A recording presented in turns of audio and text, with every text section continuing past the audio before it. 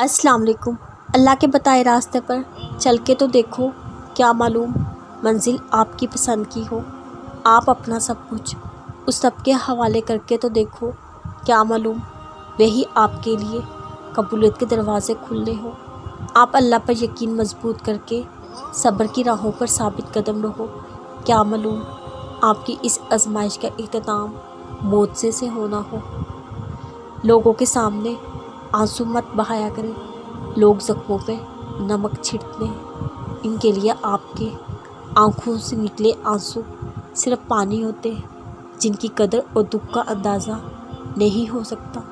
لیکن جب آپ لوگوں کے بجائے اللہ کے سامنے دکھ میں لپٹے آنسو آنکھوں سے موتیوں کی طرح گراتے ہیں، اللہ ان آنسوؤں کی لاج رکھتا ہے، ان کی قدر پہچانتا ہے، اپنی محبت کی تھپکی سے آپ کے زخموں پہ مرہم رکھ کے سکون آپ کے دل میں اتار دیتا ہے، اور آپ کی دعاؤں کو کن کی دہلیزوں سے ضرور گزارا جاتا ہے۔ کبھی ہمیں لگتا ہے ہماری دعائیں سنی نہیں جا رہی، نہ جانے کب قبول ہوں گی، کیونکہ آپ مانگ مانگ کر تھک گئے ہوتے ہیں، دل پہ ایک بوجھ سا ہوتا ہے، وہ لگتا ہے دعا قبول نہیں ہوگی۔ تب آپ نے مایوسی کو چھوڑ کے یہ یاد کرنا ہے، اللہ آپ سے کیا کہہ رہا ہے۔ عنقریب تمہارا رب اتنا دے گا تم راضی ہو جاؤ گے۔ اس نے قرآن میں کہا ہے نا، مجھ سے مانگو میں عطا کروں گا۔ پھر قبولیت کا شک باقی نہیں رہتا۔ اگر مانگا ہے اپنے رب سے تو یقین رکھو وہ عطا کرے گا۔